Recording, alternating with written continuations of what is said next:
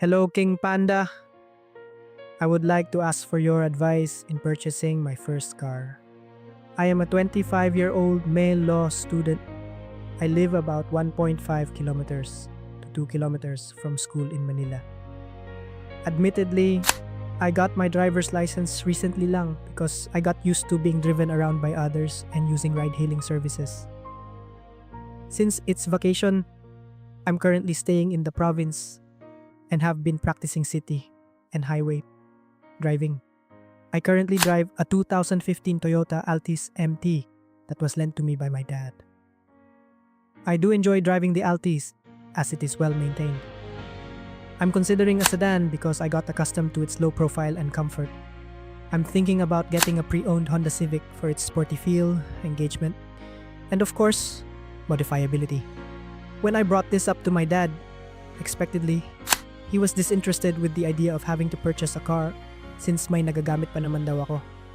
I understand where he's coming from, but I can't help thinking of having my own car. Sir, would it be appropriate to insist on buying the car I want? Or should I use the Altis for some time until he finally pulls the trigger? I would also appreciate your other thoughts. Thank you, sir.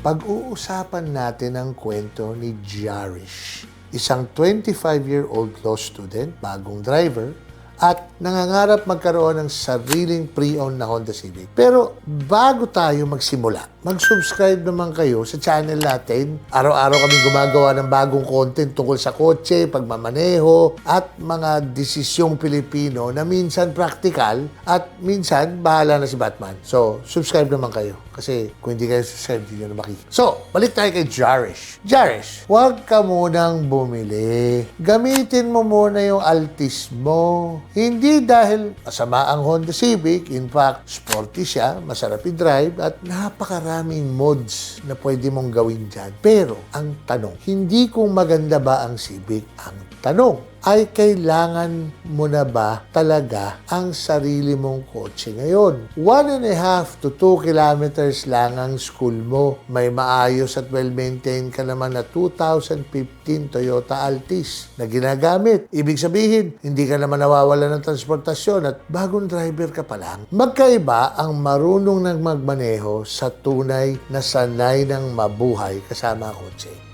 Manila traffic, masikip na parking, maintenance, insurance, rehistro, gasolina, gulong, baterya, biglang gastos. Akala mo tuition lang ang babayaran mo tapos may libro ka pa, kape, puyat, at emotional damage. Tama ka rin naman, mas convenient talaga ang automatic sa Manila traffic. Ang manual sa EDSA, para kang nag-leg day nang hindi nag-gym membership. O, ayaw mo na, nakatipid ka pa. Pero, gamitin mo muna yung Altis mo for 6 months to a year. Diyan mo malalaman kung ano talaga ang kailangan mo. Magkano ang kaya mong gastusin. At kung si dad ang magbabayad, huwag mong ipilit. Siya ang gagastos. Kaya may karapatan siyang magdesisyon para sa iyo. Kung sarili mong pera, ibang usapan yun. Make sure na kaya mong bilhin at panindigan. Kapag panahon ng bumili, humanap ng Civic na stock, well-maintained, at may service history na malinaw. Huwag yung mukhang race car pero ang makina humihingi na ng last rites. Kala mo nasa hospital na eh.